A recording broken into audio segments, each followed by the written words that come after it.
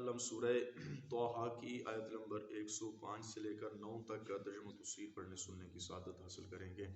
اعوذ باللہ من الشیطان الرجیم، بسم اللہ الرحمن الرحیم۔ وَيَسْأَلُونَكَ عَنِ الْجِبَالِ فَقُلْ يَنْسِفُهَا رَبِّي نَسْفًا فَيَذَرُوهَا قَاعًا صَفْصَفًا لَا تَرَىٰ فِيهَا عِوَجًا وَلَا أَمْتًا۔ ترجمہ کنز العرفان۔ اور آپ سے پہاڑوں کے بارے میں سوال کرتے ہیں تو تم فرما دو انہیں میرا رب ریزہ ریزہ کر کے اڑا دے گا، تو زمین کو ہموار چٹیل میدان بنا دے گا، تو اس میں کوئی نہ ہمواری دیکھے گا اور نہ ہی کوئی اونچائی دیکھے گا۔ ارشاد فرمایا کہ جب حضرت اسرافیل علیہ السلام پہلی بار سور پھونکیں گے تو اس وقت پوری کی پوری روئے زمین پر بسنے والے لوگ اور سب کچھ تباہ و برباد ہو جائے گا، اور پہاڑ ارشاد فرمایا کہ روئی کی طرح اڑیں گے۔ اس آیہ مبارکہ کا شان نزول یہ ہے کہ حضرت عبداللہ بن عباس رضی اللہ تعالیٰ عنہ نے فرمایا کہ قبیلہ ثقیف کے آدمی نے نبی پاک علیہ السلام سے یہ سوال کیا کہ قیامت کے دن پہاڑوں کا کیا حال ہوگا، تو آپ علیہ السلام نے ارشاد فرمایا، اس پر یہ آیہ مبارکہ نازل ہوئی، ارشاد فرمایا کہ انہیں میرا رب ریت کے ذروں کی طرح ریزہ ریزہ کر دے گا، پھر انہیں ہواؤں کے ذریعے اڑا دے گا، اور پہاڑوں کے مقامات کی زمین کو ہموار چٹیل میدان بنا دے گا۔ تو فرمایا زمین کے اندر اونچائی نچائی کچھ بھی نہ ہوگی، پوری کی پوری زمین ایک میدان بن کر رہ جائے گی۔ یومئذ یتبعون الداعی لا عوج لہ وخشعت الاصوات للرحمن فلا تسمع الا ہمسا۔ اس دن پکارنے والے کے پیچھے چلیں گے،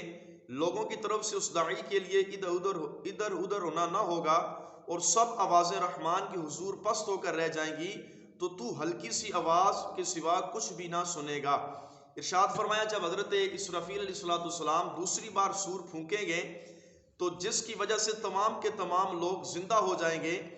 آپ علیہ السلام ان کو ہانکیں گے، جس طرح جانوروں کو ہانکا جاتا ہے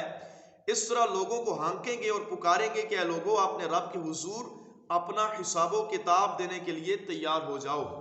ارشاد فرمایا تمام کے تمام لوگ میدان محشر کی طرف چلیں گے، اور اللہ تبارک و تعالی جل جلالہ کے جلال اور ہیبت کی وجہ سے لوگوں کی آوازیں پست ہو کر رہ جائیں گی۔ فرمایا حال یہ ہوگا کہ تو ہلکی سی ہلکی آواز کے سوا کچھ بھی نہیں سنے گا۔ اس ہلکی آواز کی بھی کیفیت کیا ہوگی؟ حضرت عبداللہ بن عباس فرماتے ہیں اس دن لوگوں کی آواز کا حال یہ ہوگا کہ اس ہلکی سی آواز سے مراد یہ ہوگی کہ صرف لوگوں کے لبوں کی جنبش ہوگی، جیسے ہمارے ہونٹ ہلتے ہیں، اب یہ ہونٹوں کی فرمایا جنبش ہوگی، اب پتہ نہیں چلے گا کہ آواز کیا نکلی ہے۔ اس قدر اللہ تعالیٰ کے خوف سے لوگوں کی آوازیں ہلکی پڑ جائیں گی۔ اور ارشاد فرمایا کہ اس دن جو بچے ہوں گے یہ اللہ تعالیٰ کے خوف کی وجہ سے بوڑھے ہو جائیں گے، عورتوں کے حمل گر جائیں گے، اسی طرح فرمایا دودھ پلانے والی عورتیں اپنے بچوں کو بھی اللہ کے خوف کی وجہ سے بھول جائیں گی۔ یومئذ لا تنفع الشفاعۃ الا من اذن له الرحمن ورضی له قولا۔ اور اس دن کسی کی شفاعت کسی کو بھی کام نہ دے گی سوائے اس کے کہ جسے رحمان نے اجازت دی ہو اور اس کی بات پسند فرمائی ہو۔ ارشاد فرمایا وہ اللہ تعالیٰ کی بارگاہ میں جب حاضری کا دن ہوگا، لوگ جس دن اپنے اپنے پسینوں میں ڈبکیاں کھا رہے ہوں گے،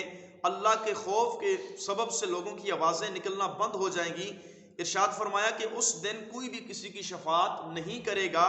یہاں تک کہ والدین اپنی اولاد اپنے والدین کے کام بھی نہ آئے گی، یہاں تک کہ جس کو رب اجازت دے گا وہ دوسروں کی شفاعت کرے گا۔ علامہ علی بن محمد خازن فرماتے ہیں یہ آیت مبارکہ اس بات پر دلالت کرتی ہے کہ قیامت کے دن مومن کے علاوہ اور کسی کی شفاعت نہ ہوگی، اور کہا گیا کہ شفاعت کرنے والے کا درجہ بہت عظیم ہوگا، پھر اللہ جس کو چاہے گا اس کو شفاعت کرنے کی اجازت عطا فرمائے گا۔ یاد رکھیں کہ قیامت کے دن اللہ تعالیٰ اپنے مقبول بندوں کو گناہگار مسلمانوں کی شفاعت کرنے کی اجازت عطا فرمائے گا۔ اس کے متعلق نبی پاک علیہ السلام کی حدیث طیبہ بھی ہیں۔ ارشاد فرمایا قیامت کے دن حضرت آدم علیہ السلام کی اولاد کا حضور فرماتے ہیں میں سردار ہوں گا، اور سب سے پہلے فرمایا میری قبر کھلے گی، سب سے پہلے ہی لوگوں کی میں شفاعت کروں گا، اور سب سے پہلے میری شفاعت قبول کی جائے گی۔ اسی طرح ایک بار صحابہ کرام حلقہ بنا کر بیٹھے تھے، نبی کے مکرم علیہ السلام تشریف لائے، آپ نے صحابہ کرام کی گفتگو کو سنا۔ مختصر یہ ہے کہ صحابہ کرام دیگر انبیاء کرام کی ثنا و تعریفیں کر رہے تھے کہ اللہ تعالیٰ نے کسی نبی کو کلیم اللہ بنایا، کسی کو اللہ نے صفی اللہ بنایا۔ اسی طرح محبوب پاک نے جب صحابہ کرام کی گفتگو سنی تو آپ علیہ الصلوۃ والسلام نے ارشاد فرمایا سن لو میں اللہ تعالیٰ کا حبیب ہوں اور میں اس بات پر کوئی فخر نہیں کرتا، فرمایا میں قیامت کے دن حمد کا جھنڈا اٹھانے والا ہوں، اس بات پر بھی فخر نہیں، اور قیامت کے دن سب سے پہلے فرمایا میں ہی شفاعت کروں گا، سب سے پہلے میری شفاعت قبول کی جائے گی، اور سب سے پہلے فرمایا جنت کا کنڈا بھی میں ہی کھٹکھاؤں گا، اللہ تبارک و تعالیٰ میرے لیے جنت کو کھول دے گا، اور فرمایا سب سے پہلے جنت میں داخل ہوں گا اور میرے ساتھ فقیر مومن ہوں گے، اور فرمایا میں اولین و آخرین میں سب سے زیادہ مکرم یعنی عزت والا ہوں، اس بات پر کوئی بھی فخر محسوس نہیں کرتا۔ اور اسی طرح نبی پاک علیہ السلام نے فرمایا اللہ تعالیٰ نے ہر نبی کو ایک دعا کی اجازت دی ہے، فرمایا ہر نبی نے وہ دعا دنیا میں مانگ لی اور میں نے اپنی دعا آخرت کے لیے چھوڑ دی، فرمایا کل بروز قیامت میں اپنی امتیوں کے لیے اللہ تعالیٰ کی بارگاہ میں شفاعت کی دعا کروں گا۔ اللہ کریم کی بارگاہ میں دعا ہے اللہ تعالیٰ ہم سب کو اپنے محبوب کی شفاعت نصیب فرمائے، آمین۔ قیامت کی تیاری کرتے رہنے کی توفیق نصیب فرمائے، آمین بجاہ النبی الکریم صلی اللہ تعالیٰ علیہ